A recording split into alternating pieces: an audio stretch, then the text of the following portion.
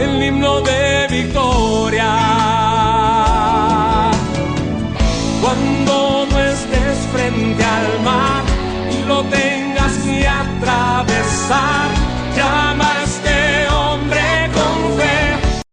He titulado este mensaje Principios del Discipulado.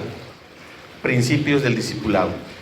Ricardo y Talía, en unas semanas más, en unos días, estarán comenzando una nueva etapa en sus vidas. Estarán comenzando una nueva era en su área de discipulado, de crecimiento, de capacitación y formación.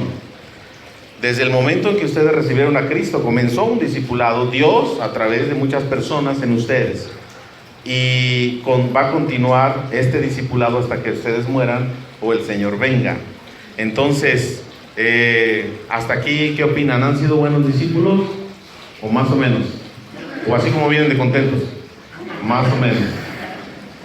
Pues yo creo que pudiéramos calificar de buenos discípulos a Ricardo y a Talía en su trayectoria cristiana hasta el momento. Pero aún vienen muchas áreas, muchas crisis, muchas situaciones en su vida donde tienen que aprender. Si no hay crisis, no hay aprendizaje. ¿Quién quiere aprender? ¿No? Si no hay crisis, no hay aprendizaje. Pero nadie quiere tener crisis, pero todos quieren aprender. Entonces no se puede ir por el camino corto, hay que ir por el camino adecuado y correcto, y el camino correcto de Dios, el que Dios diseñó para el aprendizaje, precisamente es el sufrimiento.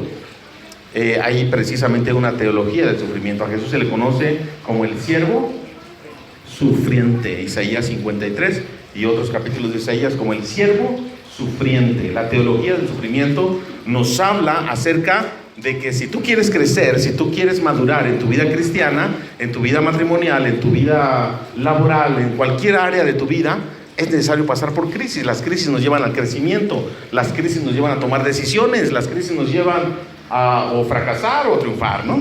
Pero la crisis siempre nos va a mover. Entonces, a nadie le gusta sufrir, a nadie le gusta tener crisis, a nadie le gusta padecer, pero es el camino que Dios ha diseñado para el crecimiento. Entonces hay que enfrentarlo en el nombre de Jesús y con el poder del Espíritu Santo, cualquier situación de crisis. En el libro de los Hechos nosotros podemos analizar en este pasaje un buen modelo de cómo podemos ser discípulos. Y hoy quiero compartir con ustedes 4 principios del discipulado acerca de cómo lo podemos aplicar a nuestra vida. En este momento yo quiero aplicarlo a la vida de Ricardo y de Talía como discípulos de Jesús, pero también yo quiero que cada uno de nosotros nos pongamos en el centro y analicemos cómo está nuestra vida de discipulado. Vamos a hacer una evaluación, un examen, un autoexamen, y vamos a ver si salimos adelante, si pasamos este examen de si somos buenos o malos discípulos. En primer lugar, vamos a analizar el principio de pertenencia. Principio para el discipulado. Principios del discipulado. El primero es el de pertenencia. El versículo 1 de nuestro pasaje, recuerdan que el apóstol Pablo en el capítulo 9 está persiguiendo, Saulo está persiguiendo a los cristianos, tiene cartas de las autoridades y demás, y va camino a Damasco para perseguir, encarcelar y torturar a los cristianos y demás, y se le aparece el Señor, lo deja ciego, llegan a Damasco, y ahí por ahí, ¿cómo se llama el que le oró por él? ¿Sí saben la Biblia o no? Ananías. Viene Ananías y ora por él, se le caen estas escamas de los ojos, se va con los discípulos, luego se va a capacitar y demás, pero él tenía un sentido de pertenencia. ¿A qué iglesia pertenecía Saulo de Tarso? El apóstol Pablo, el misionero de misioneros. ¿A qué iglesia pertenecía? Tenía un sentido de pertenencia y era miembro de una iglesia cristiana donde por primera vez se les llamó cristianos. ¿A qué iglesia fue? Antioquía, ¿sí? La iglesia de Antioquía. Él pertenecía a la iglesia de Antioquía, él era miembro de la iglesia, y dice el versículo 1, lo podemos leer, ¿alguien me ayuda a leerlo? ¿Qué dice que estaban haciendo ahí en la iglesia de Antioquía? ¿Qué dice? iglesia de Antioquía eran profetas Ajá. y maestros. Sí. Bernabé. ¿Quién más? Simeón, apodado el Negro. Uh-huh. Lucio de Cirene. Sí. Manaén. Sí. Que se había criado con Herodes el tetrarca. ¿Y quién más? Y Saulo. Y Saulo. Bueno, ¿dónde estaban ellos? En la iglesia de Antioquía. ¿Qué hacían? Eran maestros, eran profetas, predicaban la palabra, eran predicadores, eran maestros, me imagino que eran líderes, pues al ser maestros son líderes de un grupo y les enseñan y demás. Y da una lista de algunos cuantos, entre ellos estaba Bernabé y Saulo. El principio del discipulado, amadas iglesias, es el área de a dónde pertenezco. Y no estoy hablando de una mera iglesia local en un sentido absoluto de que si yo pertenezco a una iglesia de ahí jamás me voy a salir. No estoy hablando de eso. Estoy hablando del sentido de pertenencia a donde Dios me lleva. Si Dios ha permitido que Ricardo y Talía hayan sido miembros de esta congregación, primero miembros de la iglesia de Coacalco, ahora miembros de la iglesia de Tecama, y próximamente tal vez ellos van a servir en una misión, en una iglesia, no sabemos exactamente porque no tiene todo el panorama claro acerca de cómo es. Pero él va a ser miembro de una iglesia y tiene que tener un sentido de pertenencia. Y cuando hay un sentido de pertenencia hay un sentido de responsabilidad, pero también hay un sentido de privilegio y de cobertura. La seguridad de que da una cobertura en la iglesia.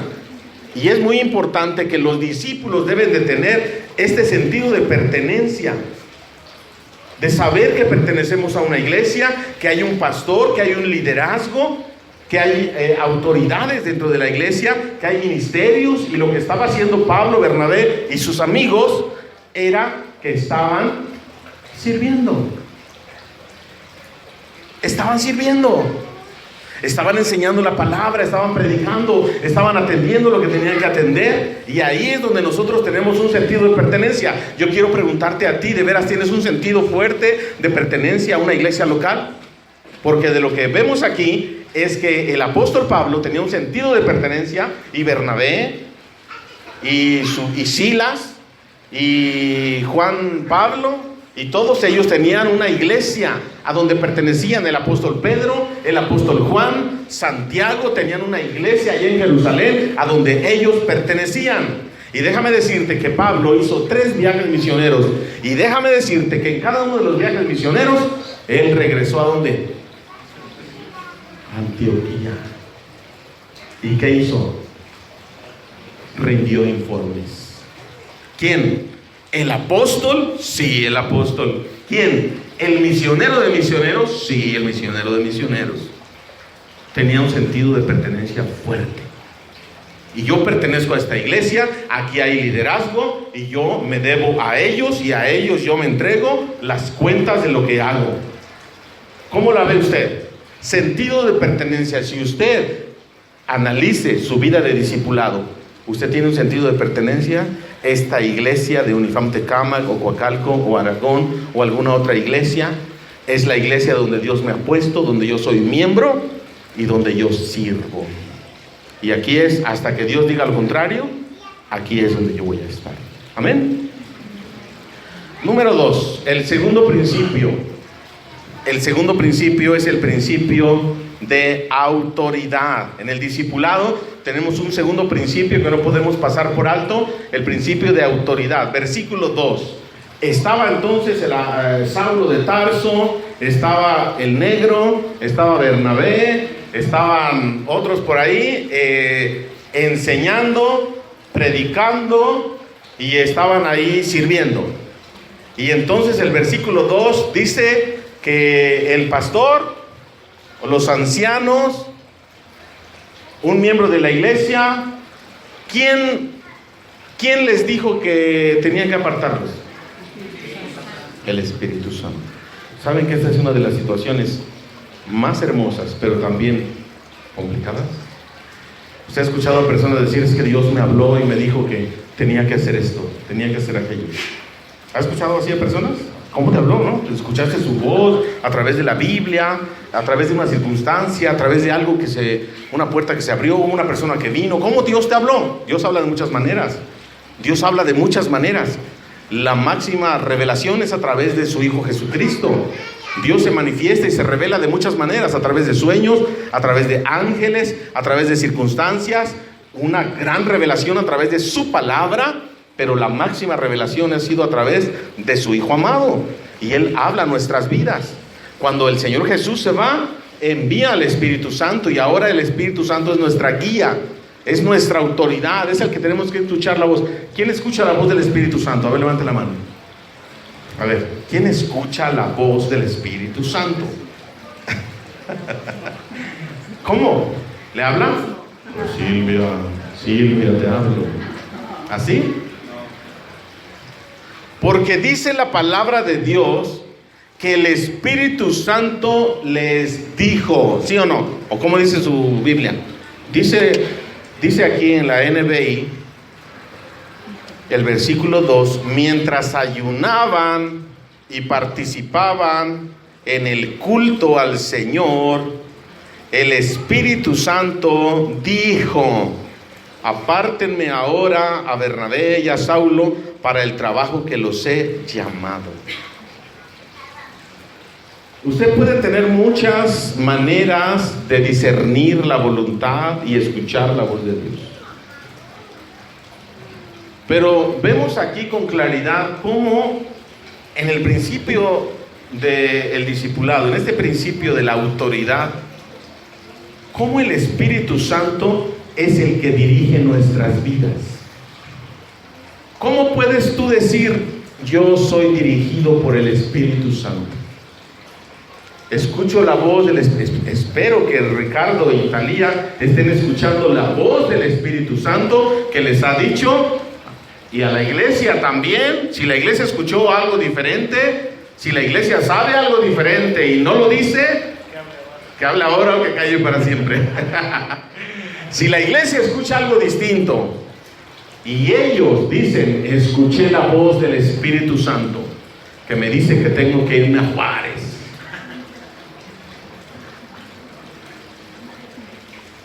porque aquí está bien involucrada la iglesia. La iglesia como parte del envío de misioneros, de pastores, en la plantación de iglesias y demás. La iglesia está involucrada. Así es de que esperamos que Ricardo y Talía estén siendo muy sensibles a lo que el Espíritu Santo les está mostrando, porque de lo contrario, ¿qué pasaría? ¿Qué pasaría? Yo sé que usted es experto como yo de hacer lo que el Espíritu no dice. ¿Sí o no? ¿Qué pasaría si somos guiados por una emoción? Si somos guiados por algo donde Dios me está diciendo no, pero yo digo que sí. ¿Sufrimiento? Es que tienen que crecer, ¿no? ¿Poco fruto? ¿Fracaso? Cuando Dios no me está llevando. Ahora yo pregunto, cuando Dios te está llevando, ¿no sufres? Cuando Dios te lleva, ¿no sufres?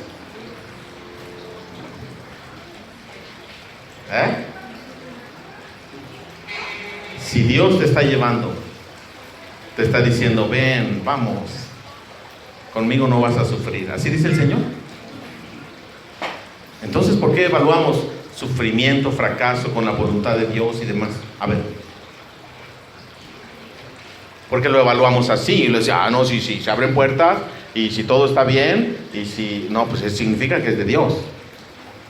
Si es de Dios, va a prosperar, y si no es de Dios, va a fracasar. Y vemos a los testigos que están triunfando cada día, ¿no? Testigos de Jehová, mormones creciendo y creciendo y creciendo. Entonces, ¿es de Dios? ¿No? Porque están creciendo, si es de Dios.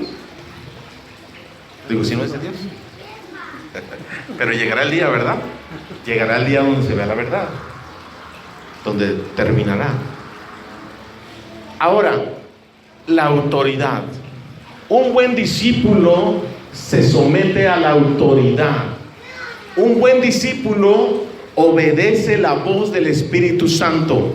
Escúchame bien.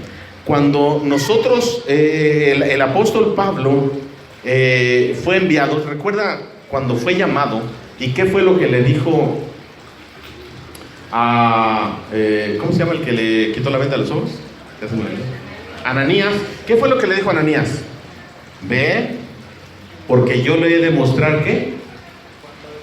9:16. A ver, vaya a 9:16 de Hechos, en la conversión de Pablo. Cuando Ananías va, ora por él, se le cae la venda. Bueno, antes de que se le caigan las escamas de los ojos. 16, ¿qué dice César? Porque yo le mostraré cuánto le es necesario padecer por mí. ¿Cuánto le es necesario disfrutar? ¿Cuánta bendición y prosperidad le voy a dar? Porque cuando Él me obedezca, yo no voy a permitir que Él se enferme, porque yo no voy a permitir que Él sea encarcelado, porque yo no voy a permitir que Él sea azotado, porque yo no voy a permitir que Él sea apedreado. ¿Será? Entonces, imagínate, está Pablo en Listra y está predicando y salen un montón de fariseos, salen un montón de judíos que dicen que hay que circuncidarse, que no, y que el pueblo judío es el único por el cual hay salvación y demás, y van y luego los idólatras de por ahí también van, se juntan y lo apedrean y lo dejan como muerto en Listra. Dice que los creyentes de Listra salieron ahí y aquellos lo habían dejado como muerto. Y dice la palabra de Dios que lo rodearon, y la palabra ahí, cuando dice, y Pablo se levantó, es la palabra anástasis, que significa resurrección. Quedó como muerto, se levantó, y adivina qué fue lo primero que dijo Pablo. Lo acababan de apedrear, lo dejaron como muerto. Aquellos se fueron, quedaron los discípulos nada más, los creyentes. Se levantó, oraron por él, yo creo, hubo un milagro ahí. Se levantó, ¿y qué creen que quería hacer? Regresar a seguir predicando a Listra.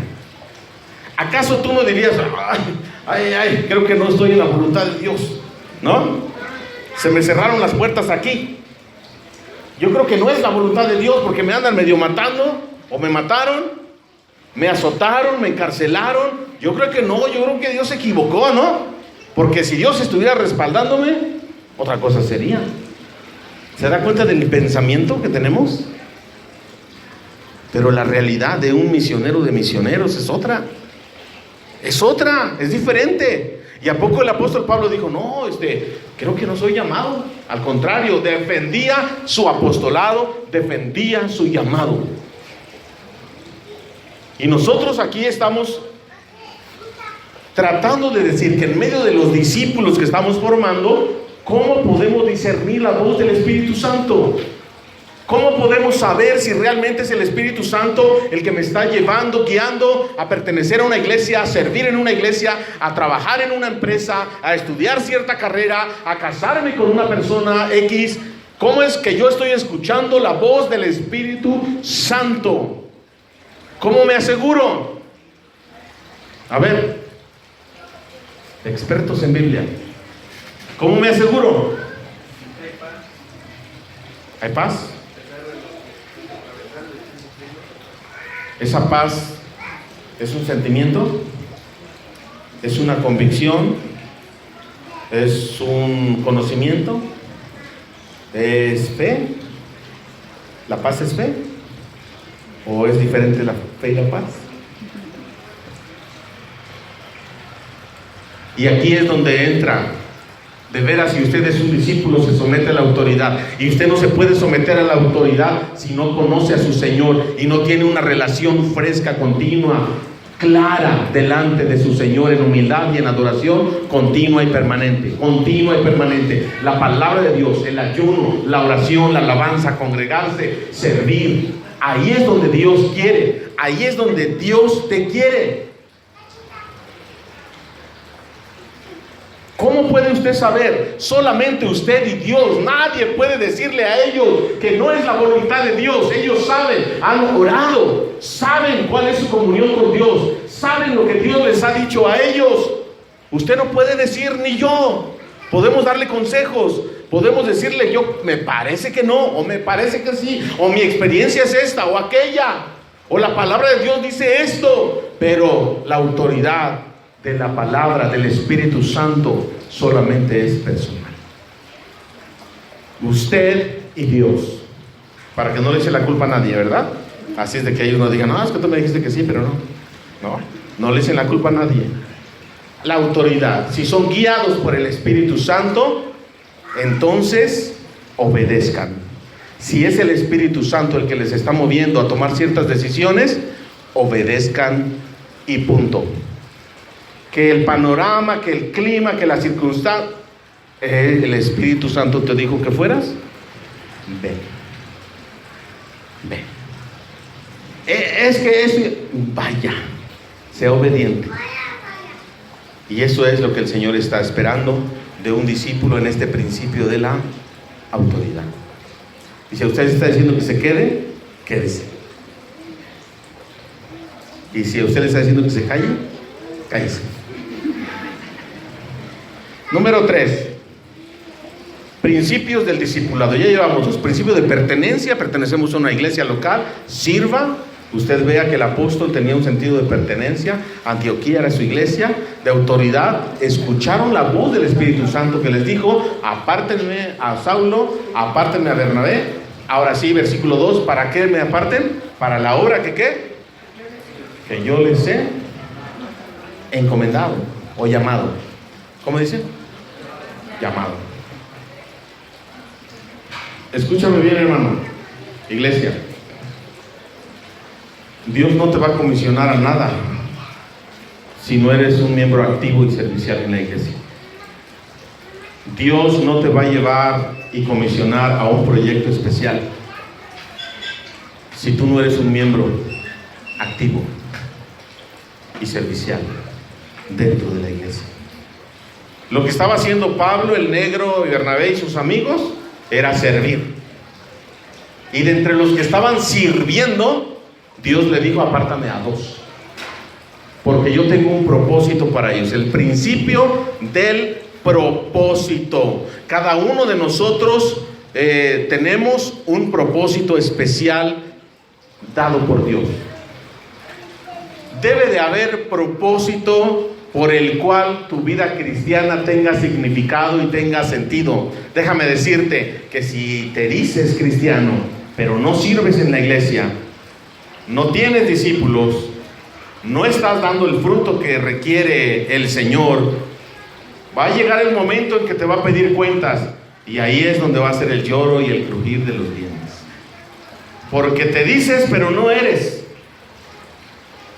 Porque parece y das la apariencia de cristiano, pero no lo eres. Debe de haber un propósito en tu vida, un propósito de servicio. Dice el Señor: apártame ellos 2, porque tengo algo especial, tengo una comisión, tengo un desafío que darles, tengo que llevarlos a ser misioneros a los gentiles. Ellos 2 serán mis primeros misioneros a los gentiles. Debe de haber un propósito claro dado por el Espíritu Santo para cada uno de nosotros. Ricardo y Talía tienen un propósito claro: capacitación, seminario. Mientras son capacitados, van a servir en una iglesia. Porque ¿de qué otra manera se capacita? Si no es en el campo, si no es en la obra.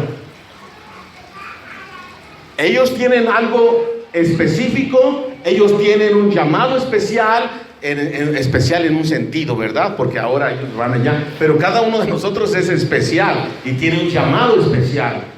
¿Cuál es el llamado que tú tienes? ¿Cuáles son los dones que Dios ha derramado a tu vida? ¿Qué dones tienes? ¿Eres profeta? ¿Apóstol? Ahorita podemos decirle a Ricardo que es el apóstol, ¿no? ¿Sabe usted qué significa apóstol? Enviado. Los misioneros como el apóstol Pablo y Bernabé eran apóstoles. en un sentido técnico de la palabra enviado. Y otra cosa es el apóstol de Jesucristo, como los 12, que por eso son apóstoles o enviados. Y en ese sentido, ¿cuál es el don que tú tienes? ¿Eres maestro? ¿Eres maestra? ¿Eres líder? ¿Predicas? ¿Tienes el don de fe, el don de sanidad, don de milagros? ¿Hablar en lenguas? ¿Apóstol? ¿Profeta? ¿Evangelista?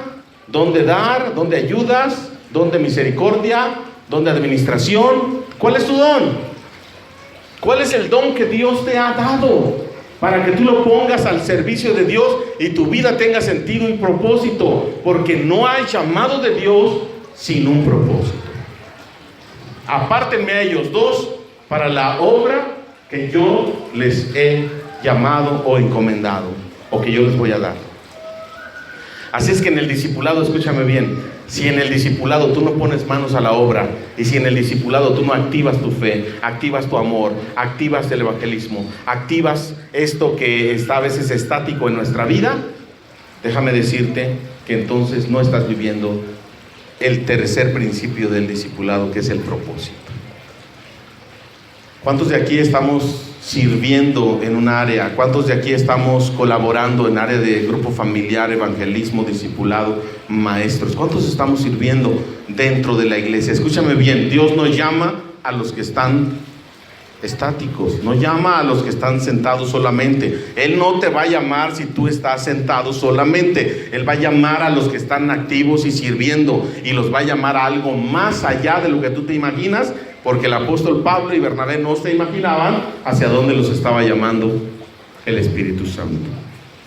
Lo que ellos estaban haciendo era lo que tenían que hacer. Dios les puso en una iglesia local, Antioquía, y ahí comenzaron a servir. Ellos estaban diciendo, yo quiero irme a otro país de misionero y quiero ser grande y renombre. No, ellos no estaban haciendo eso. Estaban sirviendo en el lugar donde Dios les había puesto. Si usted quiere irse al seminario, dígame por qué quiere irse al seminario.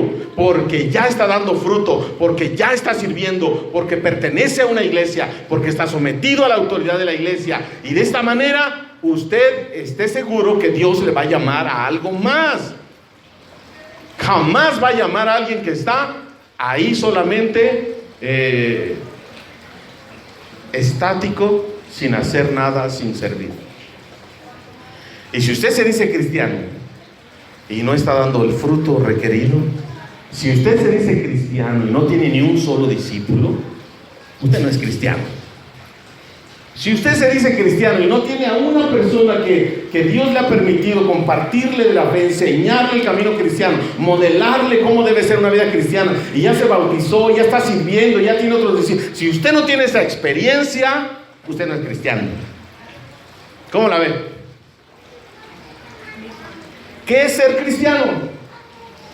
Obedecer los mandamientos de Dios, hacer discípulos, modelarle a las nuevas generaciones cómo deben de conducirse, cómo debe de ser la vida cristiana, compartirle al amigo, compañero de trabajo, compañero de la escuela, al vecino, al familiar que no conoce de Cristo, que en Cristo hay salvación. Ese es el propósito primario que tenemos todos los cristianos. Si usted no tiene esa experiencia de tener discípulos, escúcheme bien, ¿qué tipo de cristianismo está viviendo? O sea, yo no me explico qué tipo de cristianismo está viviendo ahora en el siglo XXI la iglesia que se llama iglesia cristiana, que los domingos se congrega, que los domingos adora, que dice que Dios es poderoso, que Dios es amor y demás, pero ni un discípulo. No entiendo si por lo menos al año tuvieras un discípulo. Esta iglesia, que si fueran 50 personas en el 2018, ¿cuántos serían? 100. ¿Y en el 2019? 200. Si Ricardo nos visita en el 2019, ¿cuántos habrá aquí? Si usted se compromete y si usted le pide a Dios sabiduría y le pide a Dios ayuda y le pide a Dios lo que usted necesita para ser un buen cristiano, por lo menos mínimo un discípulo, uno, multiplíquese en uno. Esto es lo que Dios está necesitando. Millones de personas, Ecatepec, Coacalco, Jaltenco, Tultitlán, Tultepec. ¿Qué otros municipios tenemos por acá? El DF. Millones de personas alrededor de nosotros que no conocen de Dios, que no conocen de Cristo. Y usted no tiene un solo discípulo. ¿Cómo? Yo no me explico eso. Yo no me explico cómo, a qué dedica su vida, a qué le dedica tanto tiempo, a qué le dedica usted. Si lee la Biblia va a entender el propósito de Dios para su vida. Si usted se pone en oración y ayuno, usted va a entender el propósito de Dios para su vida. El pastor Ricardo y su esposa Talía salen en unas semanas. ¿Cuántos pastores están disponibles? ¿Cuántos discípulos hay aquí para que ocupen el lugar? ¿Cuántos pastores y cuántas iglesias tienes en mente para plantar próximamente? Iglesia de Tecámac. ¿A cuántas iglesias piensas plantar próximamente? Porque ¿para qué estamos aquí? ¿A qué nos dedicamos? ¿A qué nos dedicamos los cristianos? Si no es a compartir nuestra fe.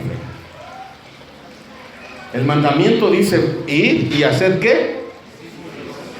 ¿Y qué tienes que hacer el cristiano? ¿Y a cuántos estás discipulando? Seamos realistas. El mensaje del evangelio tiene que ser realista, tiene que ser algo práctico, tiene que ser algo que yo pueda hacer hoy mismo y comenzar hoy mismo. Mañana comienzo el discipulado con mi compañero, tal vez informal, ahí al que todos los días veo en el trabajo y todos los días platico con él y platico de tantas cosas, pero no le digo, ¿sabes qué? Yo soy cristiano, he entendido que Cristo me sacó de una vida vacía, vana, y que ahora yo tengo propósito en la vida, y que ahora Él ha hecho grandes cosas en mi familia, en mi carácter, ha hecho grandes cosas a través de mi vida, y yo te comparto eso para que tú sepas que en Cristo hay salvación, y Cristo es la salida, y Cristo es la esperanza, y Cristo es el perdón, y habla, y que te diga, estás loco tú, fanático, religioso, aleluya, hermanito, sí, eso soy yo, porque Cristo me salvó, y tengo un propósito en esta vida, me rescató, y ahora yo soy agradecido, estoy enamorado de Cristo, y ahora yo quiero servirle, proclamar este evangelio precioso a todas las naciones. Principio del discipulado. Tercer principio es propósito. Dios te llamó porque Él tiene un propósito para ti, pero te capacita. Tú no vas solo, Él va contigo. Él te capacita y Él va contigo. Él hace las cosas. Y si tú empiezas a, es que yo no sé versículos, es que yo no lo vas a hacer tú. Él solamente quiere que tengas la disposición, que tengas una buena voluntad, y Él lo va a hacer todo. Último principio para terminar, el principio de la obediencia. Versículo 3. ¿Qué dice el versículo 3? La iglesia, ¿qué hizo? Oró. ¿Y qué más hizo? Y ayunó. Y le impuso. O sea, el Espíritu Santo les dijo a todos: apártenme a Saulo, al negro no, por negro, y a Bernabé, porque tengo una misión para ellos. Y entonces la iglesia dijo: ¿cómo se los diría el Espíritu Santo? De tal manera que se pusieron a orar. ¿Para qué? Confirmación. Se pusieron a orar y ayunar. Después de haber orado y ayunado, dijeron: sí, el Espíritu Santo se los va a llevar con un propósito especial. Después de haber ayunado y orado, ¿qué hicieron? Los despidieron. Obediencia. Una vez que Dios ha confirmado lo que Dios quiere hacer en la iglesia, en tu vida, en tu familia, en el ministerio, una vez que Dios ha confirmado, ¿qué se tiene que hacer? Obedecer. Es que van a sufrir. Qué bueno que sufran. Es que aquí están bien, ¿para qué se van? El Espíritu Santo dijo: Y el Espíritu Santo les dijo a todos y les confirma: la iglesia obedece. ¿Y quién es el que envía? La iglesia. Porque tienen una cobertura de la iglesia. La iglesia envía. ¿Y ustedes creen que cuando la iglesia se entera que Saulo de Tarso y Bernabé han sido azotados, han sido encarcelados, la iglesia, qué cree que haya hecho? Les dijimos que no se fueran. La iglesia oraba. La iglesia oraba. Porque ¿cómo es la cobertura de una iglesia? Si no es la oración. Hay otras áreas de cobertura: cobertura financiera, cobertura emocional y cobertura en oración. Pero lo mejor que Talía y Ricardo pueden tener es la cobertura de oración. Si ustedes están orando permanentemente por ellos, déjenme decirles que no importa lo que suceda, siempre habrá una salida y siempre se cumplirán los propósitos de Dios. Si en un futuro Dios les trae de regreso ya capacitados con su maestría y doctorado en teología y plantación de iglesias y demás, Dios los usará de una manera grande a ellos y a ustedes. Pero el asunto aquí es obedecer. Y como decía Edgar, cuando Dios confirma y cuando usted obedece, hay paz, hay tranquilidad, no hay murmuración, no hay chisme, no hay quejas, no hay nada de reproche. Cuando Dios confirma y usted obedece, hay paz, y el que recibe el honor y la alabanza es Dios. Amén. Iglesia de Tecámac, ore por ellos, ore por todos los ministros que van a ser formados aquí, van a ser enviados. Esto es un motivo de celebración. Celebración. ¿Qué iglesia quisiera producir pastores, líderes, maestros y demás? ¿Qué iglesia quisiera? La iglesia de ustedes está produciendo eso y aún más. Y que Dios bendiga su obra y que Dios nos bendiga a todos en este proceso del discipulado. Proceso donde nosotros somos parte fundamental y activa en la vida de la iglesia. Amén. Amén, amén. Vamos a orar.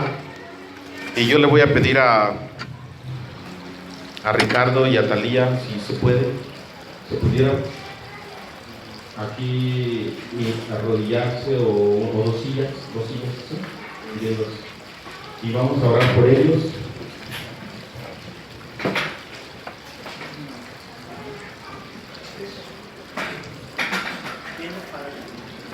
Sí, viendo hacia la congregación.